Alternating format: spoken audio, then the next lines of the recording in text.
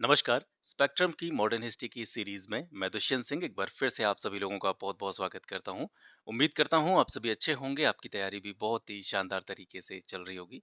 इस बुक का 19वां अध्याय आज हम स्टार्ट करने जा रहे हैं, जिसमें प्रमुख रूप से हम सविनय अवज्ञा आंदोलन और गोलमेज सम्मेलन, जिन्हें आप राउंड टेबल कॉन्फ्रेंसेस के नाम से जानते हैं, उनके बारे में बात करेंगे। नया अध्याय आज हम स्टार्ट कर रहे हैं, तो सबसे पहले पूरे चैप्टर का एक ओवरव्यू देखते हैं कि इन दोनों टॉपिक्स के अंतर्गत सविनय अवज्ञा आंदोलन और गोलमेज सम्मेलन, इनके अंतर्गत हम किन किन चीज़ों को आज के इस अध्याय में देखेंगे। तो सबसे पहले हम जो सविनय अवज्ञा आंदोलन है उसके बैकग्राउंड को देखेंगे कि इस आंदोलन के स्टार्ट होने के पीछे क्या कारण थे, क्या इसकी पृष्ठभूमि थी, उसके बारे में बात करेंगे।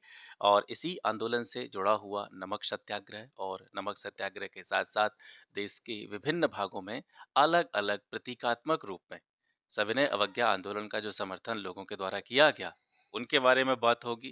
कांग्रेस का कराची अधिवेशन, फिर गोलमेज सम्मेलन देखेंगे। तीनों के तीनों जो आपके राउंड टेबल कॉन्फ्रेंसेस थे, उनमें क्या-क्या महत्वपूर्ण बातें थीं जो आपके एग्जाम के पॉइंट ऑफ व्यू से ज़रूरी हो सकती हैं। इसके बाद में सविनय अवज्ञा आंदोलन फिर दोबारा से स्टार्ट होता है और इसके बाद में सांप्रदायिक निर्णय, जिसको आप कम्युनल अवार्ड के नाम से जानते हैं, और पूना समझौता जो कि गांधी जी और अंबेडकर के बीच में हुआ था, क्या इसके निहितार्थ थे, इनके बारे में बातें होंगी।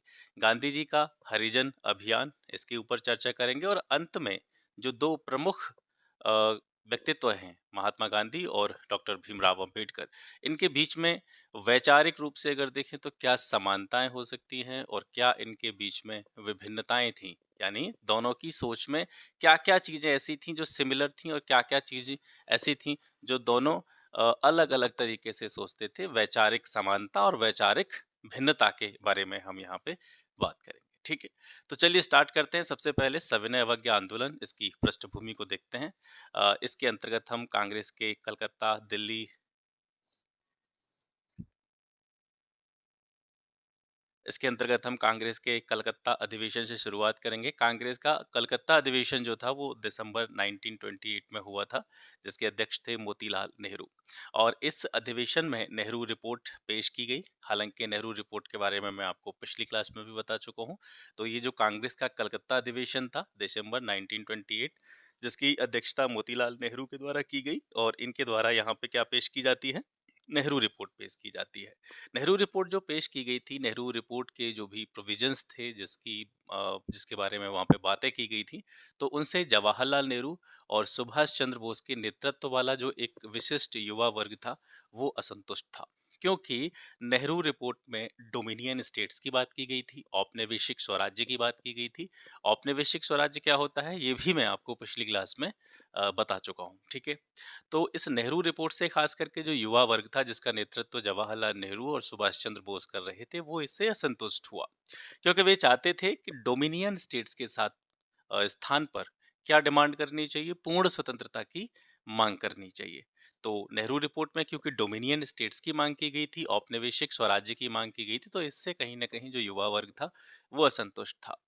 कांग्रेस की घोषणा होती है इस अधिवेशन में कि 1 वर्ष के अंदर-अंदर जो है, डोमिनियन स्टेट्स आधारित संविधान यदि पेश ना किया गया, तो पूर्ण स्वराज्य का लक्ष्य घोषित करते हुए इनके द्वारा क्या स्टार्ट किया जाएगा, सविनय अवज्ञा आंदोलन प्रारंभ कर दिया जाएगा। यानी जो अधिवेशन हुआ था, इसमें ये बात हो गई कि जिस दिन हम ये अधिवेशन कर रहे हैं या हम सब एक जगह पर इकट्ठे हुए, इसके 1 साल के अंतर्गत अगर सरकार ने हमें औपनिवेशिक स्वराज्य नहीं दिया, तो फिर हम इसकी प्रतिक्रिया स्वरूप जो भी हमारा सिविल डिसोबीडेंस मूवमेंट है, उसको हम स्टार्ट करेंगे। 1929 की दौरान जो राजनीतिक घटनाएं थीं, वे भी कहीं न कहीं सविनय अवज्ञा आंदोलन की पृष्ठभूमि के तौर पर देखी जा सकती हैं। यहाँ पर हम क्या पढ़ रहे हैं, ये समझ में आपको होना चाहिए, आपको पता होना चाहिए। हम यहाँ पर बैकग्राउंड देख रहे हैं किसका, सविनय अवज्ञा आंदोलन का। तो सविनय अवज्ञा आंदोलन के बैकग्राउंड के तौर पर पहला पॉइंट हमने देखा, कांग्रेस का कलकत्ता अधिवेशन। दूसरा पॉइंट हम देख रहे हैं, 1929 में कुछ ऐसी राजनीतिक घटनाएं घटी, उसने कहीं न कहीं एक बैकग्राउंड तैयार किया इस सविनय अवज्ञा आंदोलन के लिए। 1929 में गांधी जी ने पूरे देश का दौरा किया और जनता को सीधे राजनीतिक कार्रवाई के लिए तैयार किया। इसके अलावा कुछ और घटनाएं थीं, जैसे मेरठ षड्यंत्र केस हुआ, असेंबली बम कांड हुआ, इंग्लैंड में लेबर पार्टी जो है सत्ता में आती है, जिसके अंतर्गत जो प्रधानमंत्री बनते रैमजे मैकडोनाल्ड। ठीक है, तो ये कुछ ऐसी घटनाएं थी, इन्होंने भी सविनय अवज्ञा आंदोलन के लिए एक पृष्ठभूमि तैयार की थी। इन सभी घटनाओं के बारे में हम पिछली क्लास में चर्चा कर चुके हैं विस्तार से, ठीक है? इसके बाद में आता है आपका लॉर्ड इरविन की घोषणा जो कि हुई थी 31 अक्टूबर 1929 को। इसने यहाँ पे कहा था कि साइमन कमीशन जिसके बारे में हमने पिछली क्लास में पढ़ा था, साइमन कमीशन की रिपोर्ट आने पर गोलमेज सम्मेलन जो है बुलाया जाएगा, ये प्रॉमिस इरविन के द्वारा किया गया था। इसके बाद में दिल्ली घोषणा पत्र 2 नवंबर 1929 देश के प्रमुख नेताओं का ये सम्मेलन था जिसमें ये घोषणा पत्र जारी किया गया था, जिसको दिल्ली घोषणा पत्र के नाम से जाना जाता है। इसकी प्रमुख बातें या जो मांगें थी उनको थोड़ा सा देख लीजिए। दिल्ली घोषणा पत्र में क्या मांगे की गई थी कि गोलमेज सम्मेलन में डोमिनियन स्टेट्स पर विचार विमर्श न करते हुए सीधे इसे लागू करने की योजना बने। यानी जब भी गोलमेज सम्मेलन बुलाया जाए तो वहाँ फिर से शुरुआत से वही चर्चा और वही विचार विमर्श न किया जाए कि डोमिनियन स्टेट लागू किया जाए या नहीं किया जाए या कब से लागू किया जाए। ऐसा नहीं होना चाहिए, समय बर्बाद नहीं होना चाहिए। डोमिनियन स्टेट्स को सीधे लागू करने की योजना जो है वो गोलमेज सम्मेलन में बनाई जानी चाहिए, ये पहली डिमांड थी। दूसरी थी कि बैठक में कांग्रेस का बहुमत में प्रतिनिधित्व होना चाहिए। जो भी वहाँ पे मीटिंग होगी, जो भी राउंड टेबल कॉन्फ्रेंस होगी, उसमें कांग्रेस का बहुमत होना चाहिए, बहुमत में प्रतिनिधित्व होना चाहिए कांग्रेस का। और जितने भी राजनीतिक अपराधी हैं, उनको सरकार के द्वारा क्षमादान दिया जाना चाहिए। ये दिल्ली घोषणा पत्र की प्रमुख डिमांड्स थी। 23 दिसंबर 1929 को वायसराय के द्वारा ये मांगे जो थी, जो कि दिल्ली घोषणा पत्र के अंतर्गत रखी गई थी, इनको अस्वीकृत कर दिया गया। और फिर हुआ इसके बाद में दिसंबर 1929 में लाहौर अधिवेशन और इसमें पूर्ण स्वराज की मांग रखी गई। लाहौर अधिवेशन की अध्यक्षता जवाहरलाल नेहरू के द्वारा की गई और ये महत्वपूर्ण अधिवेशन है। यहाँ से काफी बार प्रश्न जो है वो बना है, आगे भी बने रहने की संभावना है। पूर्ण स्वराज्य का घोषणा पत्र तैयार करते हुए इसे कांग्रेस का मुख्य लक्ष्य जो है लाहौर अधिवेशन में घोषित किया गया। और लाहौर अधिवेशन के प्रस्ताव की जो प्रमुख मांगे थी उनको देखते हैं। इसमें यह निर्णय लिया गया कि गोलमेज सम्मेलनों का बहिष्कार किया जाएगा और कांग्रेस का लक्ष्य जो है वो पहले डोमिनियन स्टेट्स हुआ करता था, वो अब क्या रहेगा, पूर्ण स्वराज्य रहेगा। कांग्रेस कार्य समिति को सविनय अवज्ञा आंदोलन स्टार्ट करने का पूरा जो उत्तरदायित्व था, जिम्मेदारी थी, वो जो है यहाँ पे सौंप दी जाती है। कांग्रेस सदस्यों को काउंसिल के चुनावों में भाग नहीं लेने और मौजूदा पदों पर जो भी काम कर रहे हैं लोग, उनसे रिजाइन देने का आदेश भी इसी अधिवेशन में दिया गया था। इसी अधिवेशन में 26 जनवरी 1930 के दिन को प्रथम स्वतंत्रता दिवस के रूप में मनाने का निर्णय लिया गया। 31 दिसंबर 1929 की अर्धरात्रि में रावी नदी के तट पर तिरंगा जो है वो फहराया गया था। 26 जनवरी 1930 को प्रथम स्वतंत्रता दिवस मनाया गया, जैसा कि लाहौर अधिवेशन में इसके बारे में कहा गया था और स्वतंत्रता की शपथ ली गई। इसके बाद में सविनय अवज्ञा आंदोलन, नमक सत्याग्रह और अन्य विप्लव जो थे उनके बारे में देखते हैं। गांधी जी द्वारा यंग इंडिया, ठीक है, ये पत्र था, इसमें एक लेख जो है वो प्रकाशित किया गया और लेख प्रकाशित करते हुए सरकार के समक्ष 11 सूत्री मांगे रखी गई और इस पर निर्णय के लिए सरकार को एक टाइमलाइन दी गई 31 जनवरी 1930 तक की। फरवरी 1930 हो गई और यहाँ तक आते-आते कोई भी पॉजिटिव आंसर सरकार की तरफ से नहीं मिला, तो गांधी जी ने नमक के मुद्दे को आंदोलन का केंद्रीय मुद्दा बनाने का निश्चय किया। यानी जो भी सविनय अवज्ञा आंदोलन था, उससे पहले गांधी जी के द्वारा एक लेख के माध्यम से सरकार के समक्ष 11 मांगे रखी गई थी। इन पर अगर विचार करें तो सरकार कर सकती है और नहीं करेगी तो हम सविनय अवज्ञा आंदोलन स्टार्ट करेंगे। सविनय अवज्ञा आंदोलन स्टार्ट हुआ क्योंकि उन 11 सूत्री मांगों पर किसी भी प्रकार का विचार या कोई भी सकारात्मक रुख जो है वो सरकार के द्वारा नहीं अपनाया गया। अब क्योंकि सविनय अवज्ञा आंदोलन पूरे देश में चलाया जाना था, तो कोई एक ऐसा स्पार्क चाहिए था, कोई ऐसी एक मुद्दा चाहिए था जो कहीं ना कहीं सब लोगों को कनेक्ट कर सके, सब लोग उससे अपना जो है हित है वो जोड़ सके। तो ये डिसाइड करने के लिए गांधी जी के ऊपर छोड़ दिया गया। गांधी जी ने फिर क्या है, नमक के मुद्दे को जो है आंदोलन का मुद्दा बनाया। अब यहाँ से भी कभी-कभी प्रश्न आता है कि गांधी जी के द्वारा नमक के मुद्दे को ही क्यों आंदोलन का केंद्रीय मुद्दा बनाया गया?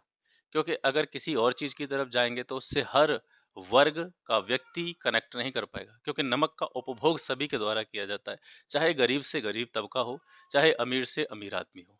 नमक से सभी के हित जुड़े हुए हैं और क्योंकि नमक पर सरकार के द्वारा टैक्स लगा दिया गया था, इसके अलावा भारतीयों को नमक बनाने की स्वतंत्रता नहीं थी, उसके संबंध में भी सरकार ने कानून बना रखे थे।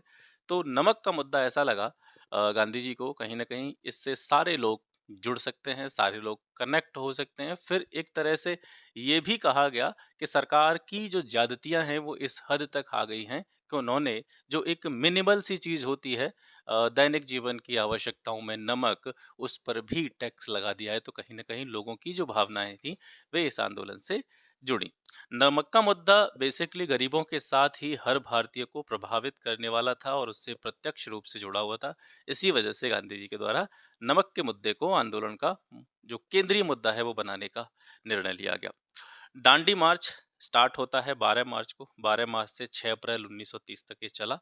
तो इसके पीछे की पूरी गतिविधि को जानते हैं। 2 मार्च 1930 को गांधी जी के द्वारा 11 सूत्रीय मांगों को लेकर वायसराय को पत्र लिखा गया था, जैसा कि मैंने आपको पूर्व में बताया है, जिसका सरकार के द्वारा कोई सार्थक जवाब नहीं दिया गया। तो 12 मार्च 1930 को साबरमती आश्रम से अपने 78 फॉलोअर्स के साथ में गांधी जी द्वारा दांडी की यात्रा प्रारंभ कर दी गई। 5 अप्रैल 1930 को 24 दिन में लगभग 240 किलोमीटर की यात्रा करने के बाद में गांधी जी कहाँ पहुंचते हैं? दांडी पहुंचते हैं और 6 अप्रैल 1930 को वहां पर प्रतीकात्मक रूप से नमक बना करके नमक कानून का उल्लंघन करते हैं। 9 अप्रैल 1930 को गांधी जी द्वारा एक निर्देश जारी किया जाता है और अ, आंदोलन का जो भी कार्यक्रम था, आंदोलन की जो भी रूपरेखा थी, उसको प्रस्तुत किया जाता है। अब ये नमक सत्याग्रह जो गांधी जी के द्वारा स्टार्ट किया गया था, ये फैलता है पूरे देश में, इसका प्रसार होता है।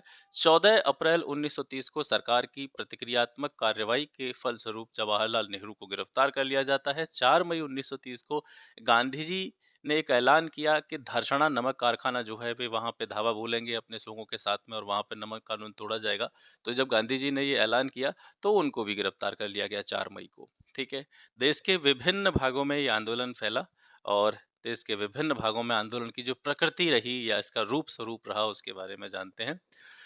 तमिलनाडु में देखेंगे तो अप्रैल 1930 में तमिलनाडु के तंजौर के तट पर सी राजगोपालाचारी ने तिरुचिरापल्ली से वेदारण्यम तक की जो है नमक यात्रा प्रारंभ करी। देखिए, जैसे हम सविनय अवज्ञा आंदोलन के बारे में पढ़ रहे हैं, तो सविनय अवज्ञा आंदोलन जो कि गांधी जी के द्वारा स्टार्ट किया गया था, नमक सत्याग्रह किया गया था, दांडी यात्रा की गई थी।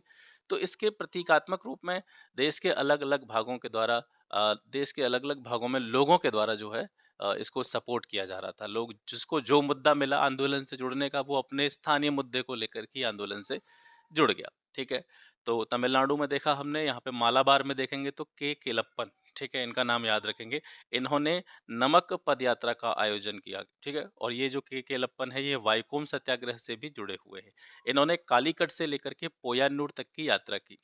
पी कृष्णा पिल्लई ये केरल कम्युनिस्ट मूवमेंट से संबंधित हैं। इन्होंने इन्हीं के प्रयासों से केरल में कम्युनिस्ट मूवमेंट स्टार्ट हुआ था। पी कृष्णा पिल्लई इन्होंने नवंबर 1930 में पुलिस लाठीचार्ज सहते हुए राष्ट्रीय ध्वज की रक्षा की। आंध्र क्षेत्र की बात करेंगे तो नमक सत्याग्रह के मुख्यालय के रूप में कार्य करने के उद्देश्य से आंध्र क्षेत्र में शिविरों की स्थापना की गई, कैंप्स की स्थापना की गई। उड़ीसा में इस आंदोलन का नेतृत्व गोपाल बंधु चौधरी के द्वारा किया गया। असम की बात करें तो एक कनिंघम सर्कुलर था, ठीक है? कनिंघम सर्कुलर दरअसल किससे संबंधित था? छात्रों को सरकार विरोधी आंदोलनों में शामिल होने से रोकने संबंधी एक ये सर्कुलर था, परिपत्र था। तो इसके विरोध में छात्रों के द्वारा असम में शक्तिशाली आंदोलन किया गया और यहीं पर असम में ही चंद्रप्रभा शैक्नी ने वन कानूनों को तोड़ने के लिए कचरी गांव के निवासियों को प्रेरित किया दिसंबर 1930 में, ठीक है?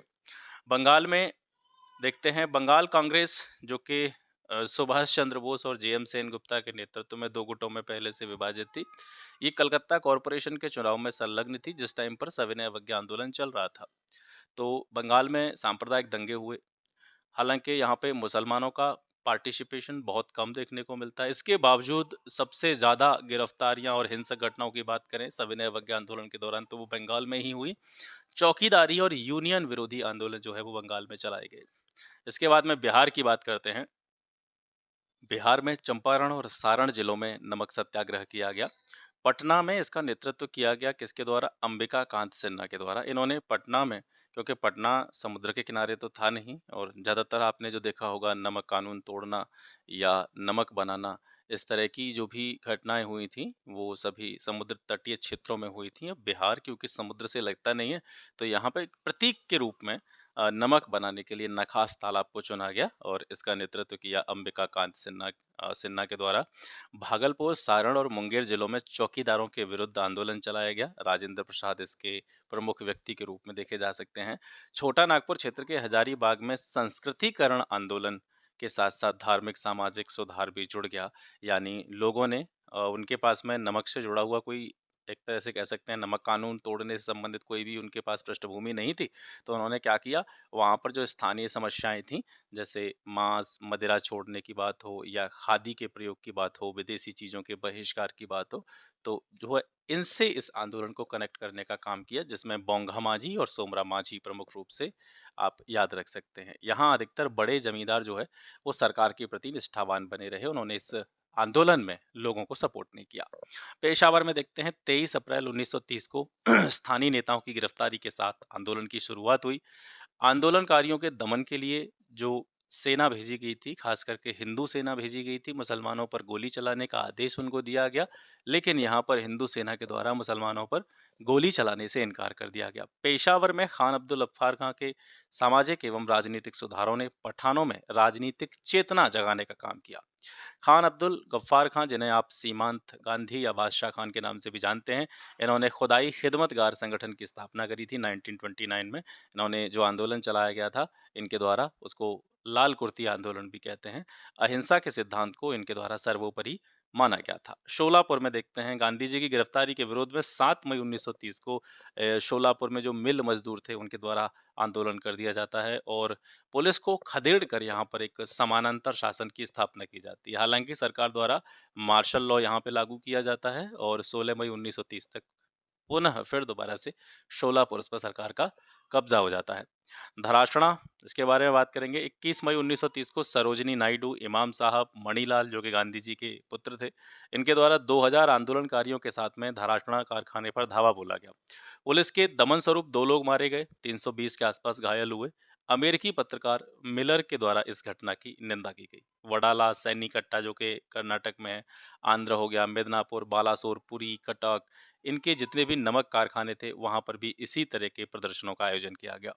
गुजरात में कर न अदा करने के मुद्दे को लेकर के आंदोलन यहाँ पे संचालित किया गया। सरकार ने वल्लभ भाई पटेल की 80 वर्षीय मां को भी प्रतिक्रिया स्वरूप, यानी इस आंदोलन के दमन की प्रतिक्रिया स्वरूप, वल्लभ भाई पटेल की 80 वर्षीय मां को भी प्रताड़ित करने से नहीं बख्शा। महाराष्ट्र, कर्नाटक और मध्य प्रांत में देखेंगे तो आंदोलनकारियों ने विशेष रूप से इस आंदोलन की सपोर्ट में वन नियमों या वन कानूनों का उल्लंघन किया और आंदोलन जनजातीय क्षेत्रों में, विशेष रूप से महाराष्ट्र, कर्नाटक और मध्य प्रांत की बात करें तो जनजातीय क्षेत्रों में इस आंदोलन की जो प्रभाव कारिता है वो ज़्यादा रही। संयुक्त प्रांत में लगान अदा न करने संबंधी सशक्त अभियान चलाया गया। मणिपुर और नागालैंड में देखते हैं तो यहाँ पर एक नाम आपको याद रखना चाहिए, रानी गैडिनल्यू, ठीक है। 13 वर्ष की आयु में रानी गैडिनल्यू अपने चचेरे भाई के धार्मिक आंदोलन, जिसका नाम था हेराका, हेराका एक धार्मिक आंदोलन था, इससे वो जुड़ गई थी और बाद में यही आंदोलन मणिपुर और उसके आसपास के नागा क्षेत्रों को ब्रिटिश शासन से मुक्त कराने के लिए राजनीतिक आंदोलन में बदल गया। 1932 में गैडिनल्यू को गिरफ्तार कर लिया गया, उन्हें आजीवन कारावास की सजा दी गई और इनकी बहादुरी को देख करके 1937 में जवाहरलाल नेहरू ने उन्हें शिलांग जेल में जो है उनसे मुलाकात की और उनको रानी की उपाधि दी। इसके साथ साथ उन्हें पहाड़ों की बेटी कह करके संबोधित किया। रानी गैडिनल्यू का जन्म हुआ था 26 जनवरी 1915 को मणिपुर के नुंग काओ ग्राम में, ठीक है। नुंग काओ या लांग काओ एक ही नाम है, कोई सा भी नाम आप यहाँ से याद रख सकते हैं। आंदोलन को लोकप्रिय बनाने के तरीकों के लिए क्या-क्या चीजें यूज की गई? प्रभात फेरियां निकाली गईं, संदेश पहुंचाने के लिए जादुई लालटेनों का प्रयोग किया गया। जादुई लालटेनों का मतलब यहाँ पे ये नहीं है कि कोई मैजिक की चीज थी। मतलब एक व्यक्ति को जब संदेश, क्योंकि इतनी हालांकि संचार के साधनों का विकास तो हो चुका था, लेकिन कहीं न कहीं उन पर भारतीयों का अधिकार नहीं था। संचार के जितने भी साधन थे, कम्युनिकेशन के जितने भी साधन थे, वो किसके अंडर आते थे? सारे ब्रिटिश गवर्नमेंट के अंडर आते थे। तो जब भी एक स्थान से दूसरे स्थान पर कोई भी संदेश पहुंचाना होता था तो एक व्यक्ति उस संदेश को लेकर के एक लालटेन हाथ में लिए दौड़ता था और दूसरा व्यक्ति किसी दूसरे स्थान पर जो कि पहले से निर्धारित होता था वहां पर दूसरा व्यक्ति पहले से खड़ा होता था और वो अपने संदेश को उस व्यक्ति तक पहुंचाता था। लालटेन लेके दौड़ते थे रात में और वहां तक संदेश पहुंचाने के बाद में अगले व्यक्ति के द्वारा फिर यही प्रोसेस अपनाया जाता था जब तक कि जो मैसेज है वो सही जगह पर पहुंच न जाए, ठीक है। तो ये जादुई लालटेनों का यूज किया गया। बच्चों के द्वारा वानर सेना का जो है गठन किया गया, लड़कियों के द्वारा मंजरी सेनाओं का गठन किया। तो ये कहीं ना कहीं इसको एक लोकप्रियता देने के तरीके समाज के द्वारा अपनाए गए। प्रदर्शन का प्रभाव क्या पड़ा? विदेशी कपड़ों और अन्य वस्तुओं के आयात में भारी कमी देखने को मिली। इससे सरकार की इनकम में भी कमी हुई और सरकार की इनकम जैसे शराब से जो भी इनकम होती थी, उत्पाद शुल्क के रूप में जो भी शुल्क सरकार को मिलता था, इसके अलावा जो लैंड रेवेन्यू था, भू राजस्व था, ये कहीं न कहीं सरकार की आय के प्रमुख साधन थे और इनमें बहुत कमी हुई क्योंकि लोगों ने काफ़ी जगहों पर कर न अदा करने संबंधी आंदोलन चलाए। मद्य निषेध से संबंधित आंदोलन चलाए, शराबबंदी से संबंधित आंदोलन चलाए, है ना? तो इस वजह से सरकार की इनकम में कमी हुई। व्यवस्थापिका सभा के चुनाव का व्यापक ढंग से बहिष्कार जो है वो इसके अंतर्गत किया गया। जन आंदोलन की व्यापकता देखते हैं। गांधी जी के द्वारा महिलाओं से आंदोलन में प्रतिभाग हेतु आग्रह किया गया और बड़े पैमाने पर यहाँ पर महिलाओं ने गांधी जी के आग्रह के फलस्वरूप आंदोलन में बहुत बड़ी संख्या में जो है पार्टिसिपेट किया और यहीं से हम ये कह सकते हैं कि महिलाओं ने राजनीतिक अधिकारों की प्राप्ति की दिशा में एक महत्वपूर्ण उपलब्धि भी हासिल की। छात्रों ने धरने प्रदर्शनों का आयोजन किया। मुसलमानों की इसमें भागीदारी लगभग नगण्य रही। अगर हम उत्तरी पश्चिमी सीमा प्रांत को छोड़ दें, खान अब्दुल गफ्फार खां के नेतृत्व में जो आंदोलन चलाया गया था, उसको छोड़ दें तो मुसलमानों का पार्टिसिपेशन इसमें कम रहा। व्यापारी और छोटे व्यवसायी इन्होंने उत्साहपूर्वक प्रतिभाग किया। खास करके अगर हम व्यापारियों और छोटे व्यवसायियों के प्रतिभाग की बात करें तो तमिलनाडु और पंजाब में प्रमुख रूप से इनकी प्रतिभाग जो है सबसे ज़्यादा रहा। जनजातियों की बात करें, मजदूर वर्ग की बात करें, किसानों की बात करें, मुख्यतः यूपी, बिहार और गुजरात में, तो इन्होंने आंदोलन में अपना महत्वपूर्ण सहयोग प्रदान किया। सरकारी प्रतिक्रिया क्या रही इसकी? तो आंदोलन की अप्रत्याशित सफलता से सरकार एकदम टेंशन में आ गई, घबरा गई। तो आंदोलनकारियों के दमन के लिए उन्होंने नागरिक स्वतंत्रता के हनन के सभी तरीके जो थे वो अपनाने का काम किया। गांधी जी को तो गिरफ्तार किया ही गया। गांधी जी सहित लगभग 90,000 लोगों को जेलों में ठूंस दिया गया। सरकारी दमन और साइमन कमीशन रिपोर्ट के प्रकाशन ने आंदोलन के प्रति सरकार की घृणा को और भी ज्यादा उजागर करने का काम किया। जुलाई 1930 में वायसराय इरविन द्वारा गोलमेज सम्मेलन का प्रस्ताव रखा गया और डोमिनियन स्टेट्स की मांग पर चर्चा को इसका लक्ष्य घोषित किया गया। अगस्त 1930 में मोतीलाल और जवाहरलाल नेहरू गांधी जी से विचार विमर्श करने यरवदा जेल पहुंचते हैं और यहाँ पर उनके बीच में चर्चा होती है और 3 मांगें जो है यहाँ पे रखी जाती हैं चर्चा या विचार विमर्श के बाद में। हालांकि इन मांगों का बाद में कोई भी हल नहीं निकला था। तो जो 3 मांगें रखी गई थी वो क्या थी कि भारतीयों की स्वतंत्रता जो है उसको बहाल किया जाए, पूर्ण स्वतंत्र सरकार की स्थापना की जाए जिसमें भारतीय लोगों के पास में वित्त से संबंधित जितने भी मामले हैं, फाइनेंस से संबंधित और रक्षा से संबंधित जो भी मामले हैं, उन पर पूर्ण नियंत्रण जो है भारतीयों को दिया जाए और ब्रिटेन से आर्थिक हर्जाने की मांग के लिए एक स्वतंत्र आयोग का गठन किया जाए। हालांकि इन मांगों का कोई भी हल नहीं निकला था। इसके बाद में गांधी इरविन समझौता 5 मार्च 1931 को हुआ। इसके बारे में देखते हैं। 25 जनवरी 1931 को गांधी जी और कांग्रेस के अन्य सभी प्रमुख नेताओं की रिहाई हो जाती है और 19 फरवरी 1931 को गांधी जी की वायसराय से मुलाकात होती है इरविन के साथ में। 5 मार्च 1931 को गांधी इरविन समझौता होता है जिसे आप दिल्ली पैक्ट के नाम से भी जानते हैं। इस समझौते ने कांग्रेस की स्थिति को थोड़ा-सा बढ़ाया और कांग्रेस की स्थिति को सरकार के बराबर लाकर खड़ा किया। इरविन ने गांधी जी की यहाँ पे 2 मांगें नहीं मानी थी। गांधी जी ने कहा था कि पुलिस के द्वारा जो भारतीय लोगों पर ज्यादतियाँ की गई हैं, उनकी जाँच की जाए और भगत सिंह और उनके साथियों की जो फांसी की सज़ा है, उसको माफ़ कर दिया जाए। ये 2 डिमांड ऐसी थी, जो गांधी जी की थी, इरविन ने नहीं माना था इनको। कांग्रेस की ओर से गांधी जी को क्या आश्वासन दिया गया इस समझौते के बाद में कि सविनय अवज्ञा आंदोलन जो चल रहा है इसको स्थगित कर दिया जाएगा और कांग्रेस जो है वो दूसरे गोलमेज सम्मेलन में भाग लेगी। सविनय अवज्ञा आंदोलन का मूल्यांकन करते हैं, कुछ इसके नकारात्मक पक्ष या सकारात्मक पक्ष हैं उनको देखते हैं। नकारात्मक पक्ष क्या रहे आंदोलन के कि तत्परता और गर्मजोशी से आंदोलन में सहभागिता लोगों की रही, लेकिन इसके बावजूद युवाओं को इससे निराशा हाथ लगी। गुजरात के किसानों में भी निराशा जो है हाथ आई क्योंकि उनकी भूमि जो है इस आंदोलन के स्थगन के बाद में लौटाई नहीं गई। सकारात्मक पक्ष देखेंगे तो उपनिवेशी सरकार ने आंदोलन को एक महत्व दिया और महत्व देने का मतलब क्या है कि कम से कम उन्होंने भारतीय प्रतिनिधियों के साथ में बात करना स्वीकार किया। आंदोलन के नेतृत्वकर्ताओं को बराबरी का दर्जा मिला और एक समझौते पर हस्ताक्षर हुए।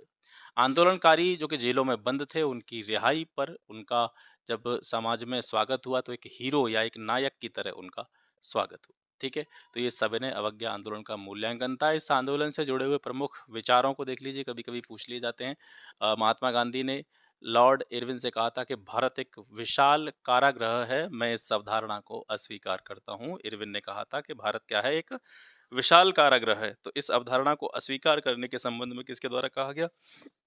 महात्मा गांधी के द्वारा कहा गया। गांधी जी भारत में स्थित उपनिवेशी सरकार के अच्छे पुलिसमैन हैं, ये एलन विकिंसन का कथन है। गांधी जी की दांडी यात्रा क्रांति का अंकुरण है, इस तथ्य पर आधारित है कि केतली में समुद्र का पानी उबालकर सम्राट को हराया जा सकता है। ब्रिल्सफोर्ड एक अंग्रेजी संवाददाता थे, उनके द्वारा ये लिखा गया। गांधी महोदय समुद्री जल को तब तक उबाल सकते हैं जब तक कि डोमिनियन स्टेट्स नहीं मिल जाता। ये फिर इसके प्रत्युत्तर के रूप में कलकत्ता के स्टेट्समैन पत्र में लिखा गया। गांधी जी की दांडी यात्रा नेपोलियन की एल्बा से पेरिस की ओर किए गए अभियान के समान थी। ये सुभाष चंद्र बोस ने नमक यात्रा के बारे में कहा, और ये जो स्टेटमेंट है ये पूछा भी जा चुका है। ठीक है, तो ये हो गया आज का सेशन। ये इसका पहला पार्ट था 19वें अध्याय का। दूसरा पार्ट हम दूसरी वीडियो में कवर करेंगे, थोड़ा सा लेंदी चैप्टर था। ठीक है, तो आज के लिए बस इतना ही। मिलते हैं आपसे नेक्स्ट वीडियो में एक नए टॉपिक के साथ में। तब तक के लिए नमस्कार, जय हिंद।